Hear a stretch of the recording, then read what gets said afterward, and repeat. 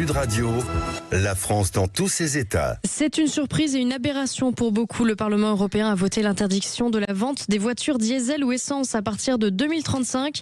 Il faut savoir que 81% des véhicules en circulation sont des motorisations diesel ou essence, bien sûr. Et les industriels automobiles ne sont évidemment pas prêts à répondre à la demande de véhicules électriques. En France, le député de Saône-et-Loire, Éric Michou, entend lutter contre cette interdiction. Il est notre invité. Bonjour, monsieur le député. Bonjour, merci de m'accueillir. Bonjour Éric Michou, député d'un très beau territoire dans la Saône-et-Loire. Il y a un peu de Morvan et puis il y a la Bresse aussi, forcément. Vous connaissez? Je connais bien. Éric Michou, c'est pas pour parler poulet de Bresse qu'on vous reçoit aujourd'hui, mais pour parler de ce serpent de mer qui est le moteur électrique ou le moteur thermique. On a vu que l'Union européenne, comme un seul homme, décrète à partir de 2035 c'est terminé, plus de moteur thermique. Puis ensuite on revient en arrière. On a l'impression qu'aujourd'hui les élites politiques et les gouvernants prennent des décisions sans avoir consulté le dossier, sans avoir examiné l'avenir et sans savoir examiner, vu quelles sont les conséquences de telle décision ou telle autre. C'est inconséquent tout ça. C'est catastrophique. En fait, la seule décision, la seule orientation est purement dogmatique. On est dans le Green Deal, où là, le but, c'est soi-disant de décarboner. Alors, il va y avoir un îlot sur la planète de pays, dont la France est tête de gondole là-dessus, qui va soi-disant décarboner avec des voitures, grâce aux voitures électriques. Ok, on va décarboner, sauf que l'ensemble du monde ne décarbone pas, puisqu'il y a une augmentation depuis des années, ça continue, de la consommation des carburants qu'on dit fossiles. Donc on va décarboner, pour ça on passe par l'industrie automobile. L'industrie automobile encore, on pourrait dire, les voitures électriques sont fabriquées en France, sont fabriquées en Europe. Alors même pas du tout, ces voitures-là, elles sont importées de Chine. Alors des voitures complètement importées de Chine, avec de l'électricité qui est fabriquée avec des panneaux photovoltaïques qui viennent de Chine, avec des éoliennes qui viennent de Chine, avec des onduleurs pour faire fonctionner qui viennent de Chine. Donc là, c'est le grand remplacement chinois. Votre inventaire est un bonheur, monsieur le député. Comment? Votre inventaire est un bonheur, là, quand on voit... continuer, puisque toute l'électronique est chinoise. Il y a un vrai problème de souveraineté industrielle, souveraineté économique, j'y verrai tout à l'heure, parce que si on cherche des impôts et des taxes quand on vend plus de voitures, eh ben on ne reçoit plus de TVA. Donc si aujourd'hui on a perdu de la TVA, il paraît que le gouvernement a perdu 10 milliards de TVA. Moi, c'est peut-être dans les voitures qu'on ne vend plus, par exemple, entre autres. Mais ceci étant, c'est grave. Pourquoi? Parce que si l'industrie automobile, elle tombe, c'est toute l'industrie qui tombe. Pourquoi? Parce qu'elle est, on va dire, la colonne vertébrale de l'industrie. C'est-à-dire que la voiture est le premier consommateur. C'est le fleuron de l'industrie. C'est le fleuron. Mais s'il n'y a plus de voiture, il n'y a plus d'industrie sidérurgique. Voilà. Et s'il n'y a plus d'industrie sidérurgique, eh ben, il n'y a plus d'acier pour les canons, il n'y a plus d'acier pour, on va dire, les charpentes mécaniques. Éric Michou. Et ça, on le retrouve partout. Éric Michou, la désindustrialisation de la France n'est pas nouvelle. C'est aujourd'hui au cœur du débat politique parce que vous avez des partis politiques qui se rendent compte qu'on est allé trop loin et trop vite et que c'est une source de pauvreté et que c'est une forte industrie qui vous donne un pouvoir d'achat et des cotisants pour les retraites. Tout est lié, vous avez parfaitement raison. Revenons un peu à la jeunesse. Qui a eu l'idée géniale, c'est venu de quel mouvement politique, de dire, allez, on fixe une date, 2035, plus de moteur thermique. Qui a eu cette idée géniale? C'est les écolos et les gauchistes, aidés par Macron et par l'impératrice, évidemment. Ils ont voulu faire plus blanc que blanc et plus extraordinaire que tout le monde. Il n'y aura plus du tout de pollution, qui est une ânerie absolue, puisqu'aujourd'hui, les voitures électriques, si on regarde l'impact carbone et l'impact de la pollution sur le cycle complet de la voiture, c'est-à-dire depuis sa construction, les terres rares, les PFAS, le déplacement, tout ça, ça va consommer plus de carbone que ce que c'était pas avant, et c'est rien d'écologique du tout. Il y a d'ailleurs quelque chose qui est en train de se passer à Paris, c'est que tous ces gros 4x4 avec des gros pneus, ils sont en train de créer une pollution aux microparticules de caoutchouc qui est bien plus cancérigène que quoi que ce soit. Bien sûr. Donc on est parti dans un truc sans savoir où on va, mais avec la trompette, on continue à y aller, on va tout foutre par terre. Les Allemands sont en train d'arrêter, les Italiens sont en train d'arrêter. Les Allemands, Éric Michou, les Allemands ont déjà arrêté les ZFE surtout. Vous savez, c'est eux qui ont donné le signal. Donc tout le monde se met à la ZFE et ensuite ils disent ah ben non, nous finalement on n'en veut plus.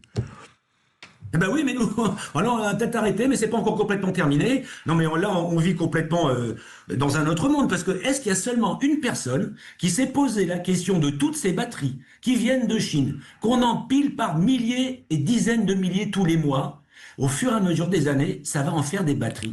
avec des terres rares, avec des produits polluants extraordinaires. Mais qu'est-ce qu'on va faire de toutes ces millions de batteries et ces tas de batteries? Je ne sais même pas si quelqu'un s'est posé la question de la gestion de ce patrimoine. Si, on pourrait. C'est comme le traitement de l'uranium. Vous savez, on avait une avance en France. On a tout tué, on a tout cassé, on l'a perdu. On a perdu une avance gigantesque.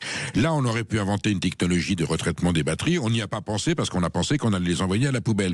Est-ce que pour autant, Éric Michaud, il y a une solution industrielle envisageable? Ça va pas se faire tout de suite parce qu'on a pris beaucoup de retard. En fait, qu'est-ce qui s'est passé? On a accepté d'acheter des moteurs électriques chinois parce que les Allemands avaient besoin de vendre des voitures à la Chine. On est d'accord? Ou autre chose?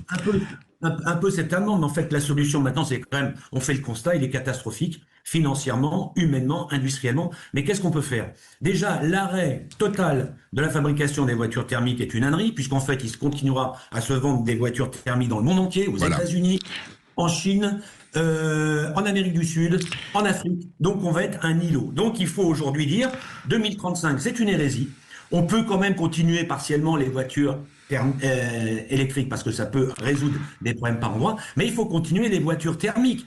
Continuer comment? Grâce, par exemple, au carburant de synthèse qui continue à être développé en Allemagne, aux États-Unis, en Chine. C'est-à-dire que quand on aura mis tout à plat notre industrie automobile conventionnelle, eh ben, ils vont revenir avec leurs voitures thermiques et des carburants de synthèse, alors qu'on sait faire des carburants de synthèse. Donc, il y a les carburants de synthèse. Et puis, d'autre part, il y a une protection à avoir sur l'Europe et sur la France en particulier, sur toutes les pièces qui vont venir de Chine et qui vont alimenter nos usines en Europe pour monter des voitures électriques. Parce que là, c'est le cheval de Troie. Ils vont amener leurs pièces chinoises chez nous, l'électronique, les batteries, et nous, on va tout monter ça, et on va faire une petite carcasse verte, écolo, ça va faire bien, qu'on va appeler voiture européenne. Mais en fait, ça sera un maquillage. Je pense que réellement, on va devant quelque chose de dramatique si aujourd'hui, il n'y a pas une décision forte qui est prise de dire on n'arrêtera pas les voitures thermiques, on va se développer vers les e-fuels ou différents types de carburants, et on va continuer à faire vivre notre industrie, et puis en même temps, interdire ou réglementer l'arrivée des pièces chinoises. On a parlé des vêtements de Chine, des lunettes et maintenant des pièces de rechange, puisque les pièces d'occasion qui sont montées sur les voitures en deuxième monte, 80% viennent de Chine. Éric Michaud, vous n'êtes pas les seuls en France, les députés UDR, à constater cette gabegie. Est-ce que dans le reste de l'Union européenne, il y a des mouvements, il y a des partis politiques, y compris au Parlement européen, qui ont pris conscience de cet enjeu, qui se mobilisent pour essayer de repenser un peu cette production industrielle, cette production automobile? Bien évidemment, on se mobilise, ça se mobilise à l'Europe, en France, ce sont essentiellement les partis souverainistes, puisqu'on perd une souveraineté industrielle, une souveraineté économique et financière, mais en plus une souveraineté sur la capacité que nous aurons à piloter nos véhicules. Je m'explique. Les voitures vont être électriques. Elles peuvent être pilotées à distance par des systèmes électroniques. Et vous avez d'ailleurs un scandale, je crois que c'est au Danemark, avec les bus électriques qui viennent de Chine, où les bus ont été arrêtés par les Chinois. C'est-à-dire, imaginez seulement, on va pas faire de la conspiration, mais que toutes les voitures, une grande partie soient électriques, et puissent être pilotées de très loin. On peut très bien arrêter un parc automobile, ou de la même manière le mettre en difficulté. Souveraineté industrielle, souveraineté économique, et souveraineté de défense même, de défense. Alors à ce moment-là, les industriels français, les grandes maisons, Stellantis, Renault et d'autres, eux, de leur côté, est-ce qu'ils se mobilisent? Est-ce qu'ils ont trouvé une solution? Est-ce qu'ils envisagent de repenser leur production automobile de façon à redonner... On est d'accord que jamais les moteurs thermiques n'ont été aussi peu polluants. Aujourd'hui, il y a des progrès énormes qui ont été faits. Est-ce qu'il y a moyen de repenser? Est-ce que, par exemple, le moteur à hydrogène est une option qu'on pourrait envisager? Le moteur à hydrogène est une option. Il faut reconnaître que l'hydrogène est quand même difficile. C'est un produit qui peut être parfois difficile à utiliser parce qu'il a une particularité, c'est qu'il s'infiltre absolument partout. La molécule d'hydrogène est tellement fine qu'elle est difficile à tenir. Mais il y a tellement d'autres solutions à travers des carburants, on va dire, agricoles ou des carburants de synthèse, parce que les carburants de synthèse sont construits essentiellement avec de l'électricité. C'est l'électricité qu'on est capable de produire qui fait qu'on peut faire du carburant de synthèse. Et la force de la France, c'est sa capacité à produire de l'électricité, ne serait-ce qu'avec ses centrales nucléaires.